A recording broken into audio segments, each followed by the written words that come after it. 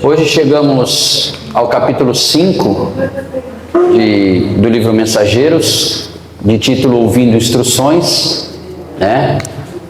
Pessoal sentadinho, uma mesa, lembra muito uma palestra espírita, né? Casa cheia e o pessoal lá prestando atenção. Só recapitulando, para quem não lembra, no capítulo anterior nós soubemos do caso Vicente, nós sabemos que André Luiz, depois que voltou, depois que teve a experiência na casa da viúva, não conseguia mais achar nenhum sentido em fazer, ele queria fazer mais, tinha sede por conhecimento, então ele pediu para Tobias que tivesse algum outro trabalho, né? Acabou comentando se algum outro trabalho, e Tobias apresentou ele a Aniceto, que é o chefe do departamento de mensageiros, apresentou ele a Vicente. Vicente contou a história dele para ele, que é bem parecida com a do André Luiz, só que não, né? A história de Vicente é bem mais complicada. E eles se tornaram amigos, com um sentimento de irmãos. Por quê? Porque, como eu venho dizendo há muito tempo, todas as pessoas que aparecem na vida de André Luiz devem ter tido algum contato com ele em algum momento da vida, ou em alguma vida passada, né? Então, sempre que ele encontra alguém, ele tem esse sentimento de irmandade, como se já conhecesse a pessoa há muito tempo. Isso é uma visão minha, né? É o que eu acho, que me parece. Então está aqui, nós vamos descobrir quem é essa pessoa aqui. Eu sei que vocês leram o livro, o capítulo, então todo mundo sabe qual é o nome desse rapaz aqui. É isso aí. Então vamos lá. No grande salão, Aniceto esperava-nos acolhedor. Fileiras enormes de assistentes enchiam um espaço vastíssimo. Homens e mulheres, aparentando idades diversas, permaneciam recolhidos, a demonstrar, porém, expectativa e interesse. Hoje, explicou o nosso orientador, dirigindo-se a Vicente de maneira particular, teremos a palavra de Telésforo, antigo lidador da comunicação, que pediu a presença de todos os aprendizes do trabalho de intercâmbio entre nós e os irmãos encarnados. Então a gente já sabe que todas essas pessoas que estão aqui, inclusive aqui, ó, André Luiz, todas as pessoas que estão aqui são trabalhadores já do Centro de Mensageiros, né? E eles são aprendizes do trabalho de intercâmbio entre nós e os irmãos encarnados. Então, como nós já falamos na aula passada, são os médiums, são os espíritos que vão trabalhar como médiums, como coordenadores de tarefa, de uma mesa mediúnica, de um trabalho mediúnico. Sentamo-nos confortavelmente, aguardando por nossa vez. Daí a minutos, Telésforo penetrava no recinto sob harmoniosas vibrações de simpatia geral. Aniceto e outros instrutores instalaram-se ao lado dele, em torno da mesa nobre onde se localizava a direção da Assembleia. Após saudar a assistência numerosíssima, formulando votos de paz, incentivando-nos aos testemunhos redentores, Telésforo atingiu o assunto principal que o levava até ali. Agora, disse com autoridade, sem excitação, ou seja, sem afetação, sem afetamento, Conversaremos sobre as necessidades da representação de nossa colônia nos trabalhos terrestres. Aqui se encontram companheiros fracassados nas intenções mais nobres e irmãos outros desejosos de colaborar nas tarefas que condizem com as nossas responsabilidades atuais. Vicente e André Luiz eram esses irmãos desejosos de colaborar com a tarefa, mas a maioria eram médiuns que fracassaram na tarefa mediúnica. Companheiros, né? Companheiros fracassados. Eram médiuns ou trabalhadores da seara espírita que fracassaram na sua tarefa de mediúnica, por vários motivos, né? Hoje é dia de tarefa, mas hoje, caramba, tem jogo na TV, né? Ah, não vou não. Pô, mas esse horário também dessa reunião, hein? 8 horas da noite, não, vou para casa, que é melhor, né? Até porque hoje o bicho vai pegar na novela. né? Arlindo.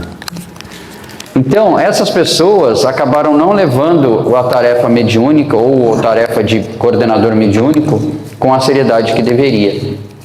E falharam. Eu não estou falando daqueles que vão, que frequentam, que trabalham, mas sim aqueles que levaram de uma forma não séria, né? Mas muitos que também frequentam, às sim. vezes também se omitem e não querem Sim, nem claro. começar trabalho justamente para não ter responsabilidade. Só para não ter responsabilidade. Aí já é uma falha. É a mesma coisa que quando eu falei na nossa conversa passada, vamos abrir um trabalho de samaritanos? Todo mundo vai bater palma. Todo mundo vai, nossa, que ideia maravilhosa. Então, você topa? 6 horas da manhã. Não posso. Pô, vamos, né, distribuir pão com manteiga e café, que nem faz lá o Monteiro de Barros. Ah, não dá. Você sabe que o rapaz que abre o Monteiro de Barros abre às 4 da manhã. Para fazer o pão, né? Fazer o pão. Fazer o pão. Referimos-nos às laboriosas atividades da comunicação no plano carnal. Vemos nesta reunião grande parte dos cooperadores de nosso lar que faliram nas missões da mediunidade e da doutrinação, bem como muitos colegas que se preparam para provas dessa natureza, nos círculos da crosta, ou seja, provas.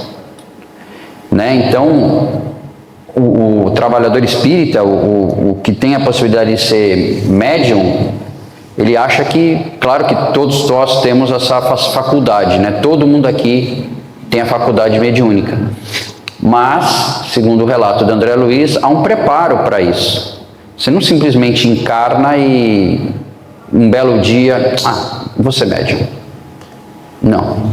Você é preparado para isso. E depois você tem que se preparar aqui também, porque a gente vem com um véu de esquecimento, então você tem que estudar, você tem que ler, você tem que, né, aprender, fazer cursos. Nessa repartição, vem promovendo grande movimento de auxílio a irmãos encarnados e desencarnados, que se revelam incapazes de qualquer ação além da superfície terrestre. Nossa tarefa é enorme. Precisamos ditar ensinamentos novos relativamente à preparação dos que habitam nossa colônia, considerando os esforços e realizações do presente e do porvir. Novos ensinamentos, eles têm que reaprender novas formas de lidar com isso, talvez. É indispensável socorrer os que enfrentam corajosos as profundas transformações do planeta. As transições essenciais da existência na Terra encontram a maioria dos homens absolutamente distraídos das realidades eternas. A mente humana abre-se cada vez mais para o contato com as expressões indivisíveis, dentro das quais funciona e se movimenta. Isto é uma fatalidade evolutiva, ou seja, naquela época, 1900 e Guaraná de Rolha, 1945, 46, ele já falava que a mente humana abre-se cada vez mais para o contato das expressões invisíveis. Né? Cada vez mais a gente vem com essa mentalidade mais fora da caixinha, né? De não duvidar, não, porque naquela época aqui, estou falando na Terra, e na época de Kardec principalmente, precisava das mesas girantes para as pessoas começarem a se despertarem para o fenômeno. Hoje, dificilmente você vê alguém fazendo fenômeno, é raro.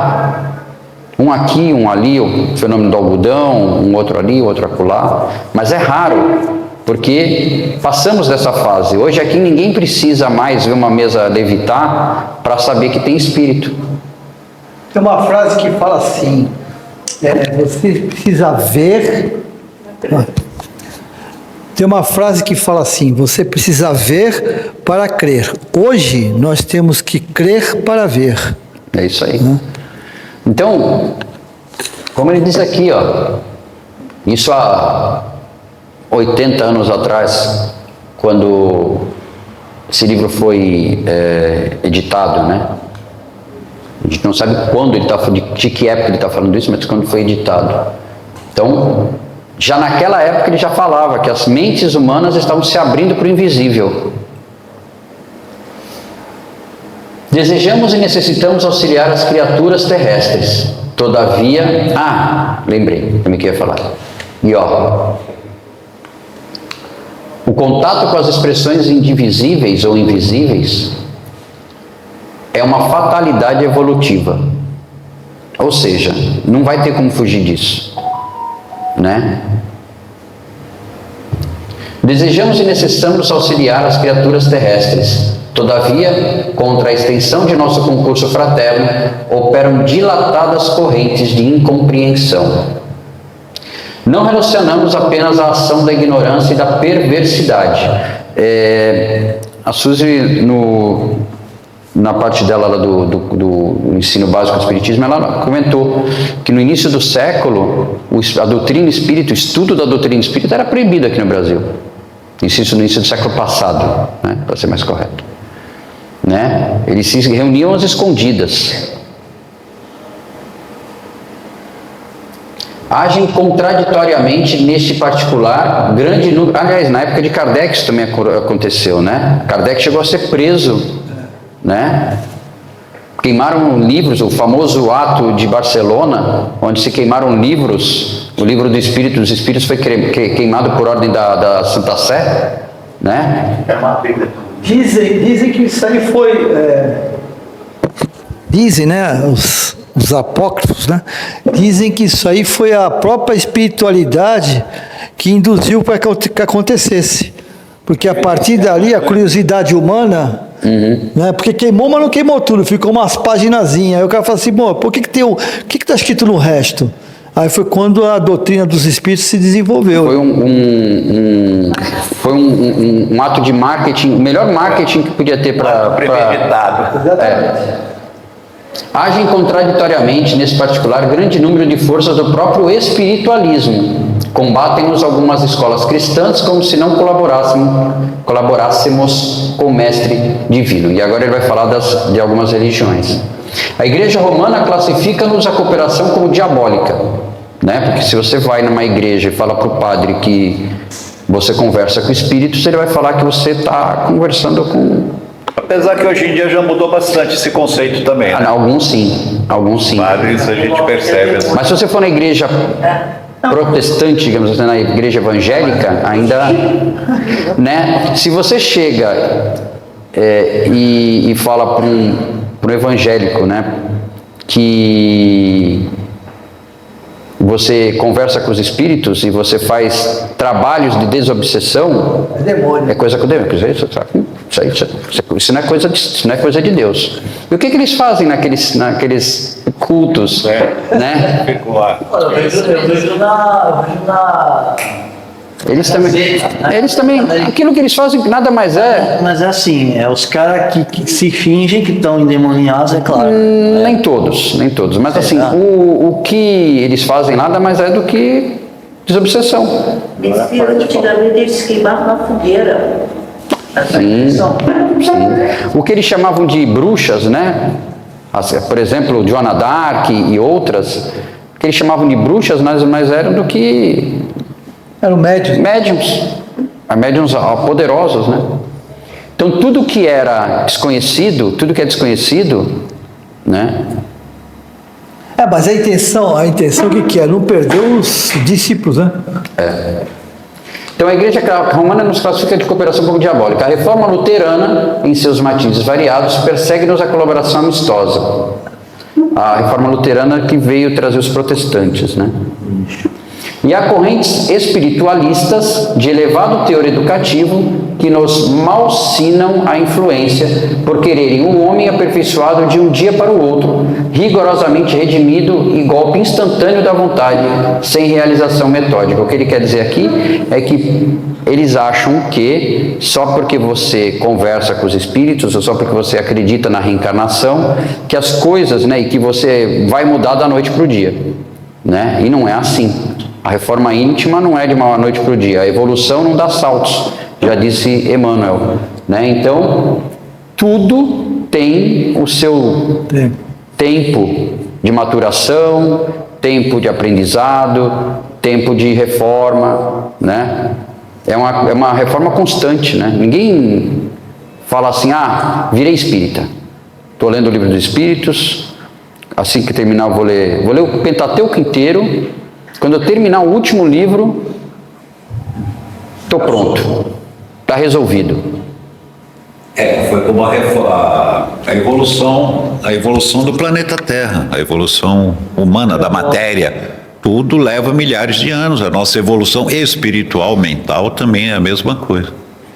Eu colocaria até os materialistas, né? Eu tenho um vídeo do filme Bezerra de Menezes que circula eu nunca tive a oportunidade de ver esse filme ainda, mas tem um trecho do filme de Bezerra de Menezes que ele debate com um materialista, né? E é muito bonito, quem puder procurar no YouTube, é muito bonito esse trecho. Então, várias matizes religiosas naquela época, e hoje algumas ainda, combatem esse trabalho de doutrinação.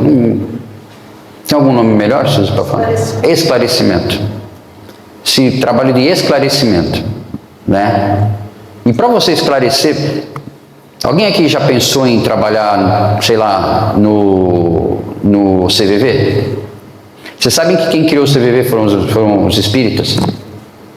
Foi Edgar Armand que criou o CVV. Você acha que a pessoa não tem que se preparar? E a gente está falando com encarnado. Para falar com desencarnado é a mesma coisa.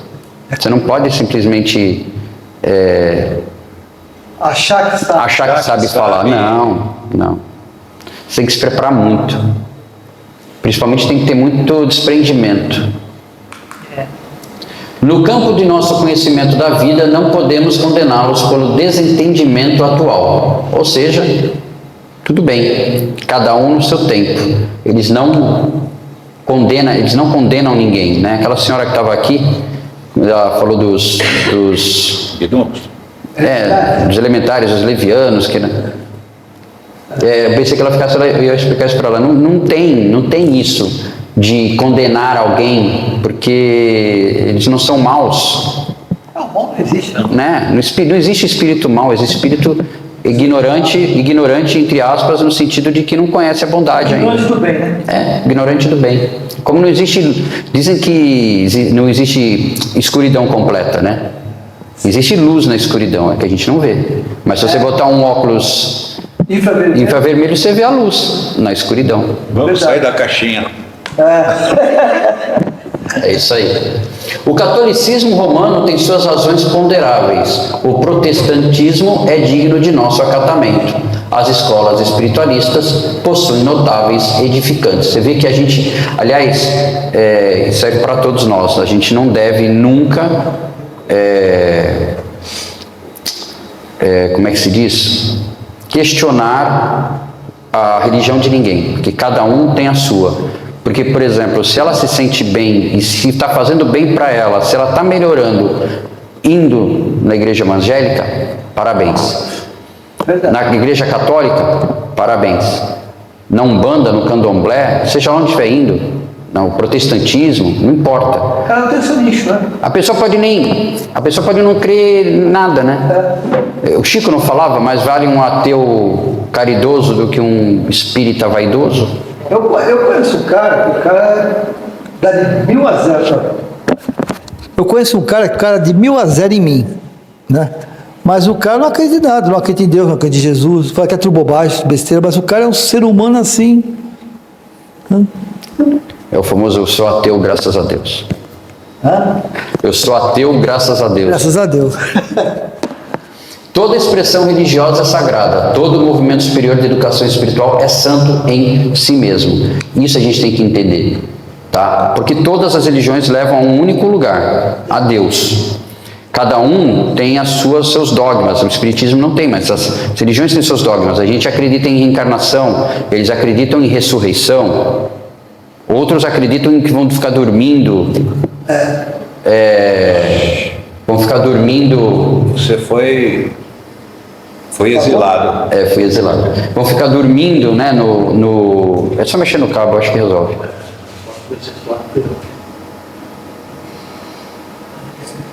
Alguém puxou eu, não foi o espírito que puxou eu.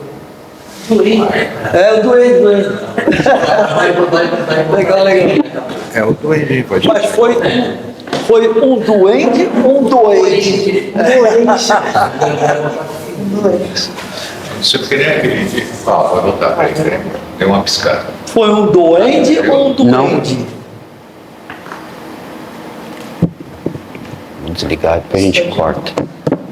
Demora um pouquinho, porque ela tem que esfriar, a gente vai conversando. Esquentou? Aquecendo. Esquentou? Deve ter sido. Peraí. Daqui a pouco ela volta. Tá ligado, né? Tá lá, tá ligado. O problema é que essa luz aí, se queimar, é cara pra caramba. A gente compensa mais com pão novo. É o preço do... Mas tu já viu os pequenininhos assim? Tem uns assim pequenininhos. Muito bom, Eu viu? fiquei até que passar por uns. E não é caro não, viu? Não é. Não é caro não, eu vi na internet. Eu só não comprei porque lá em casa é bobagem, mas eu quase comprei. Mas ia ficar guardado. Você tem que... Acho que não.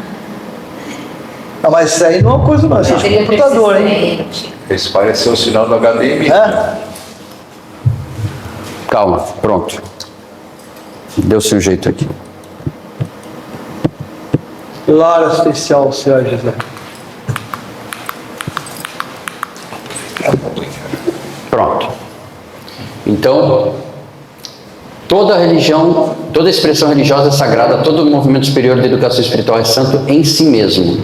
Temos então diante de nós a incompreensão dos bons, que constitui dolorosa prova para os trabalhadores sinceros. Por quê? Afinal, não estamos fazendo obra individual, e sim promovendo o movimento libertador da consciência humana a favor da própria ideia religiosa do mundo. Então a gente não está mudando nada, né?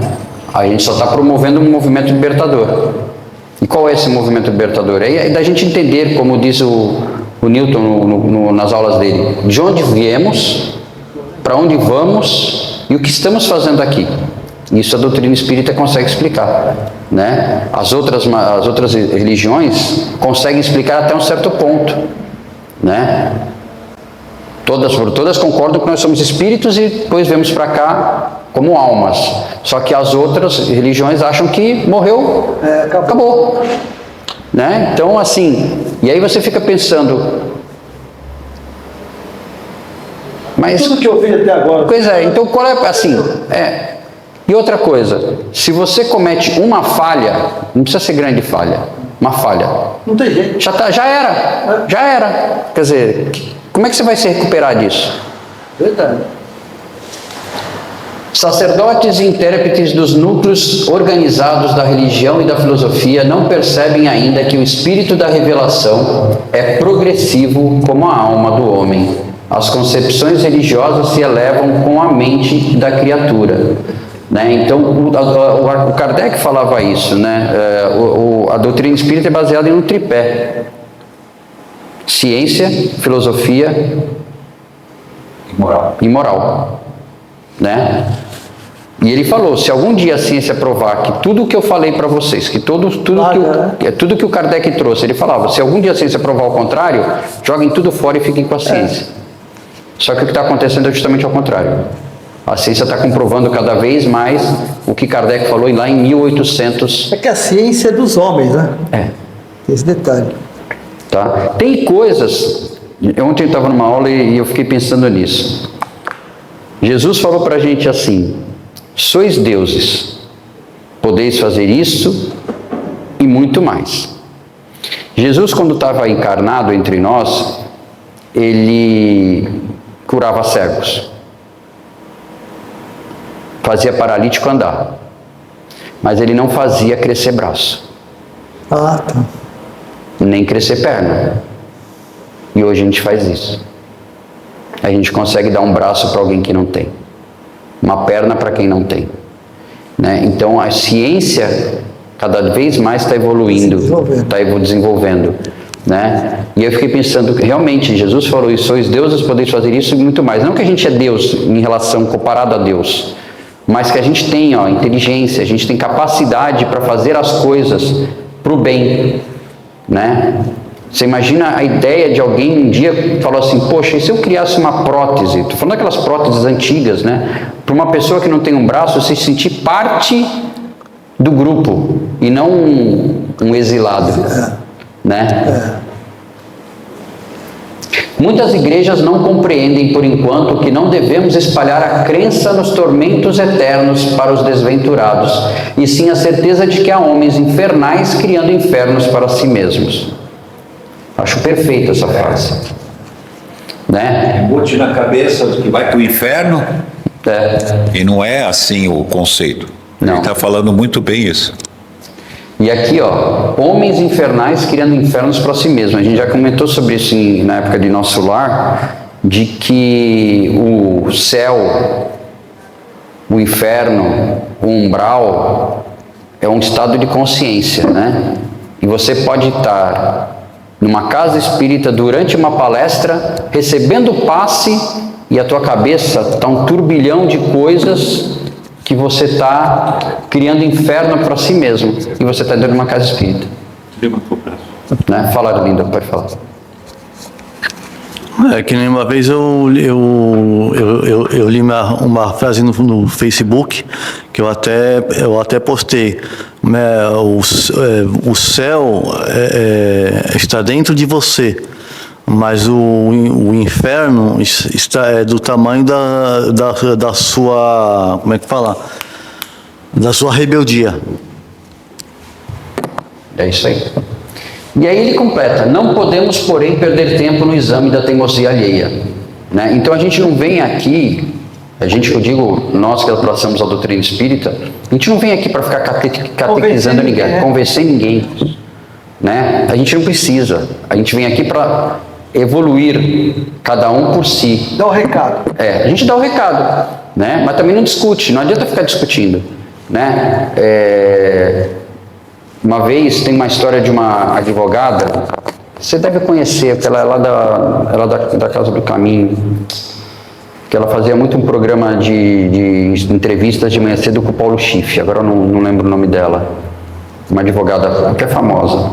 E ela conta uma história que um dia ela estava saindo do banco, e ela é espírita, estava saindo do banco, e veio duas moças, né, com aqueles livretos evangélicos, né, e começaram a conversar sobre o Evangelho de Jesus Cristo, e ela falando também, e aquela sinergia, todo mundo falando a mesma língua, e de repente ela fala, nossa, de que templo que você é? Não, eu sou espírita.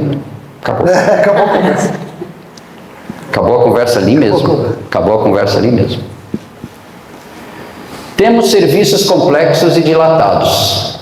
E como dizíamos, a humanidade terrena aproxima-se dia a dia da esfera de vibrações dos invisíveis de condição inferior que a rodeia em todos os sentidos, como dizia Kardec, estamos à distância de um cotovelo dos espíritos. Então aqui, ao nosso redor, mesmo que nós não vemos, estamos cheios deles, vários sentados por aqui. Inclusive duendes, gnomos. Possivelmente salamandras, ninfas e elfos. E como então está aqui, a humanidade terrena aproxima-se dia a dia da esfera de vibrações dos invisíveis de condições inferiores que a rodeiam em todos os sentidos. O que ele quer dizer? Que já naquela época a egrégora, né, do planeta estava indo de mal a pior. Assim, a tendência do planeta era de uma condição inferior, e a gente se aproximar das vibrações dos invisíveis de condição inferior, já naquela época. Então ele precisava o quê? Precisamos de mais trabalhadores na seara para poder ajudar esses irmãos, né? Então por isso que a gente passa anos treinando. Messias, eu acho assim, não é nem precisamos de mais trabalhadores, nós precisamos de mais convertidos. Porque a pessoa ser trabalhadora não significa que ela foi convertida a Jesus. Precisa ver isso.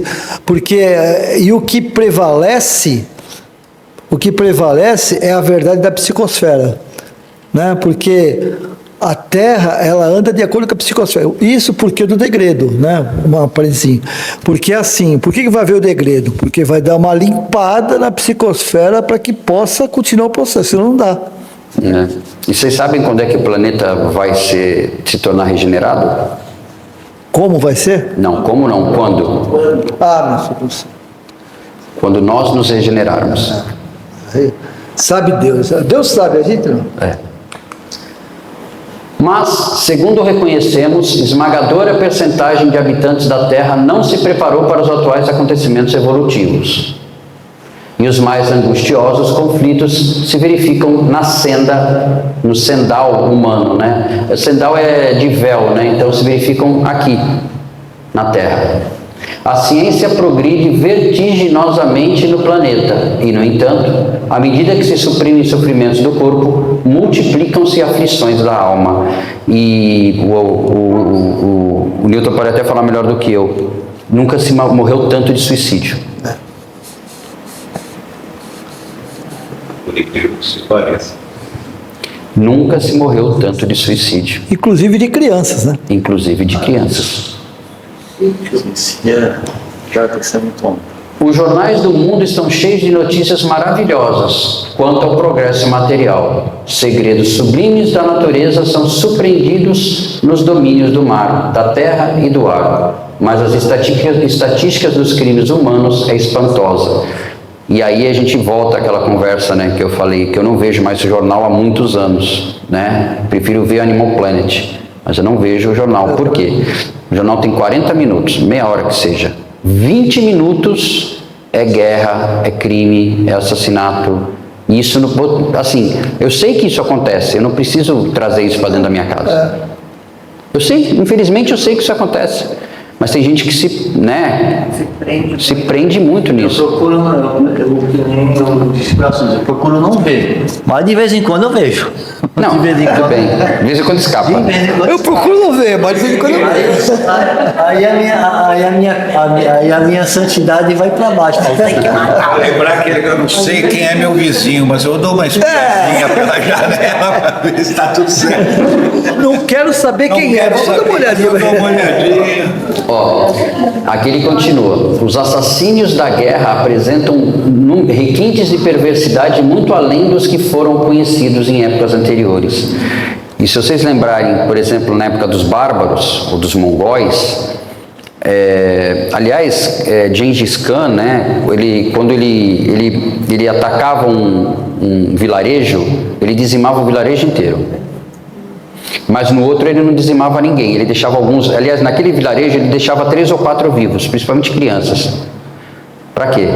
Para contar, né? Para contar para outro vilarejo, eles estão vindo, ou a gente se entrega ou a gente morre.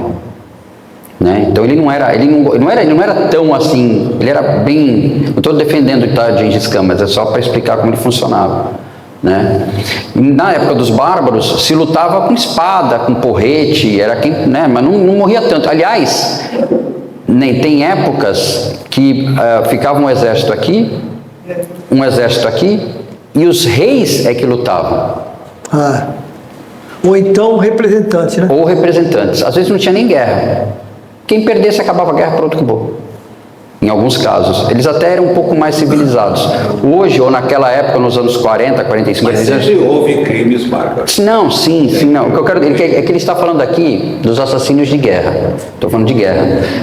Naquela época do livro, nós estávamos na Segunda Guerra Mundial. E como terminou a Segunda Guerra Mundial? Uma bomba atômica. Uma das maiores crueldades. Hiroshima e Nagasaki. Uma das maiores crueldades que o homem pode ter feito com o próprio homem. Com inocentes, né? Pois é. Supostos inocentes. Os homicídios, os suicídios, as tragédias conjugais, os desastres do sentimento, as greves, os impulsos revolucionários da indisciplina, a sede de experimentação inferior. Gustavo, né? Como você falou aquela hora, né? Da pessoa tem um período, por exemplo, usando drogas, né? Tá aqui, ó. A sede de experimentação inferior. Deixa eu ver como é que é esse negócio aí. Depois não consegue sair, infelizmente. A inquietação sexual, né? As moléstias desconhecidas, a loucura invadem os lares humanos. Isso em 1940 e pouco. Assim, agora não, agora acabou, né? Tá tranquilo agora, né? Não. Tá tranquilo. Infelizmente não. Não existe em país algum preparo espiritual bastante para o conforto físico.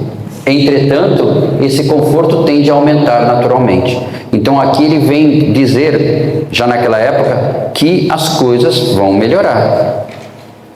O homem dominará cada vez mais a paisagem exterior que lhe constitui moradia, embora não se conheça a si mesmo. Né? Aqui, a paisagem exterior é o nosso próprio planeta. Cada vez mais a gente vai estar preocupado com o planeta, com as condições do planeta, com as questões da ecologia e outras questões mais. Mais a gente vai começar a se preocupar com os menores abandonados, com os abandonados. Devagarzinho, né? A passos de preguiça e sem vontade, mas a gente vai. Passos de tartaruga, eu estou vendo só pela edição. Atendido, porém, o corpo revelará as necessidades de cima e vemos agora a criatura terrestre assoberbada por problemas graves, não só pelas deficiências de si própria, senão também pela espontânea e aproximação psíquica com a esfera vibratória de milhões de desencarnados que se agarram à costa planetária, sequiosos de renovar a existência que menosprezaram, sem maior consideração aos desígnios do Eterno. São os espíritos que estão aqui, ao nosso redor, que querem voltar à carne de qualquer jeito, só que não querem os desígnios do Eterno, eles não querem voltar ou seguir os desígnios do Senhor, né? O que eles querem? Voltar à carne de qualquer jeito. E como é que eles fazem? É quando tem aquelas, que já foi relatado, os vampiros, né? Os espíritos vampiros, que quando vão para os bares, para os lugares que tem gente fumando ou bebendo, para se poder sentir um pouco isso, né? Que eles perderam. É a sensação. A sensação. A rigor, também nós compreendemos que os serviços da comunicação no mundo deveriam realizar-se apenas no plano da inspiração divina para os círculos terrenos, do superior ou inferior. Mas, como agir diante de milhões de enfermos e criminosos nas zonas visíveis e invisíveis da experiência humana? Pelo simples culto externo, como pretende a Igreja de Roma, ou seja, o culto externo é as missas, né? aquela exteriorização da bondade ou do Deus, né? De Deus conforme eles relatam, né? Pelo ato de fé exclusivamente, como espera a Reforma Protestante, o ato de fé da Reforma Protestante, o pessoal se amarrava com silício na perna, né? Autoflagelação. Por mera afirmação da vontade, conforme pontificam certas escolas espiritualistas, ou seja, simplesmente porque eu quero, eu vou conseguir, né? Não, você tem que lutar para isso, você tem que batalhar para isso. Você não simplesmente um dia vai acordar e falar assim, evoluir. Não podemos, no entanto, circunscrever apreciações na visão unilateral dos problemas. Concordamos que a reverência ao Pai, a fé e a vontade são expressões básicas da realização divina no homem, mas não podemos esquecer que o trabalho é necessidade fundamental de cada espírito. Ou seja, tem que trabalhar. Disciplina, trabalho, disciplina, trabalho, disciplina, trabalho. Né? Deus ajuda. Que cedo maduro. Que outros irmãos nossos perseverem tão somente nas especulações teológicas. Encaremos, porém, os serviços do Senhor como se faz indispensável. O que ele está falando é o seguinte: na época de Jesus, por exemplo, você pegava... não fazeis como os fariseus que vão às praças públicas e gritam em nome do Senhor. Mas recolhem-se ao seu quarto, ao escuro do seu quarto, e orem em silêncio para aquele que escuta em silêncio. Mas o que ele queria dizer com isso? Não adianta ficar se exaltando em praça, gritando, falando, meu irmão, não sei o que nem eles fazem. Não, você pode fazer isso também se quiser. Mas trabalha, não fica só da boca para fora. O trabalho é necessidade fundamental de cada espírito. De cada espírito, encarnado ou desencarnado. Que outros irmãos essa parte eu já li, né? A humanidade terrena atualmente é como um grande organismo coletivo, cujas células, que são as personalidades humanas, se envolvem no desequilíbrio entre si, em processo geral de reajustamento e redenção. Então, se a gente fosse imaginar que a humanidade terrena é um organismo, um corpo humano, nós somos as células. Muitas de nós doentes. Então imagina como está esse organismo vivo, né?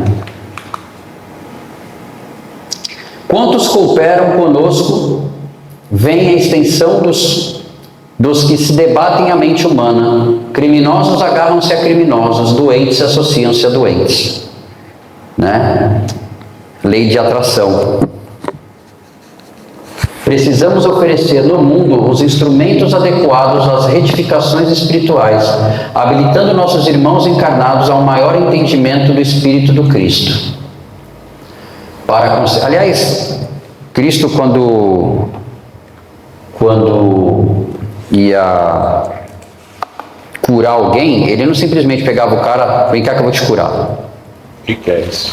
Que queres que eu faça? Esse é o maior entendimento do Espírito do Cristo. Você se colocar ao trabalho, tá? Mas sempre respeitando a individualidade do outro, né? Para consegui-lo, todavia, necessitamos de colaboradores fiéis, que não cogitem de condições, compensações e discussões, mas que se interessem pela sublimidade do sacrifício de renunciação como o Senhor. Foi aquilo que a gente falou lá no começo. Nós vamos criar um grupo de samaritanos. O que você acha, Zé? Vamos criar um grupo de samaritanos. Sábado, 3 da tarde, a gente vai visitar um asilo. Vai ter jogo do Santos. Pô, só no sábado? Aí vem aqui, ó, condições. Pô, mas sábado? Pô, sábado não. Compensações. Pô, mas eu vou ganhar o que com isso? O céu. E discussões. Pô, mas não pode ser 4? Não, para mim 2 horas é melhor, 5. Ou seja, muitos, não estou falando que somos nós, tá? Estou falando no geral. E pode ser na doutrina espírita, pode ser até no teu local de trabalho. Primeiro é a minha satisfação. Farinha pouca, meu pirão primeiro. Né? Primeiro, às vezes a gente é muito egoísta nesse ponto. A gente quer ver o que é bom para nós, né? Para depois ver o que é bom para a humanidade, para a comunidade. A essa altura, Telésforo interrompeu a lição em curso e, fixando o olhar percussiente na Assembleia, tornou em voz mais alta: quem não deseja servir, procure outro gênero de tarefa. Claro e objetivo, né? A comunicação não comporta perda de tempo nem experimentação doentia, sem grave prejuízo dos cooperadores incautos. Noutros ministérios, a designação de trabalhadores define com precisão todos os que colaboram com o Divino Mestre. Aqui, porém, acima de trabalhadores, precisamos de servidores que atendam de boa vontade. Mas eu acho que essa aqui é: quem não deseja servir, procure outro gênero de tarefa.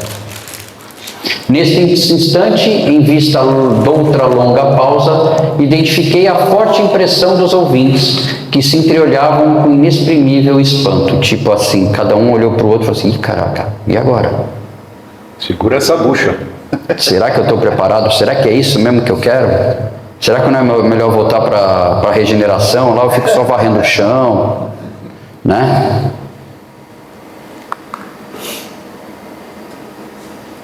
Ué, tá.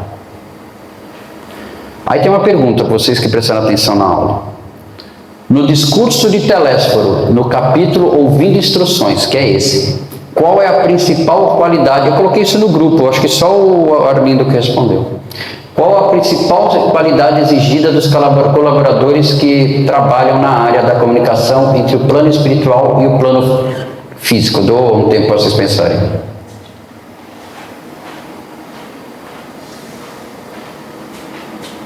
Está acabando já, tá.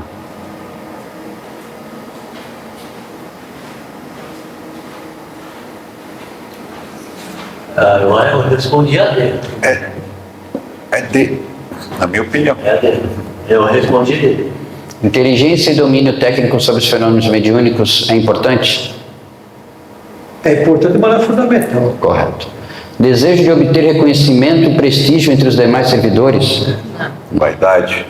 Capacidade de realizar experiências mediúnicas de forma curiosa e experimental? Não existe curiosidade.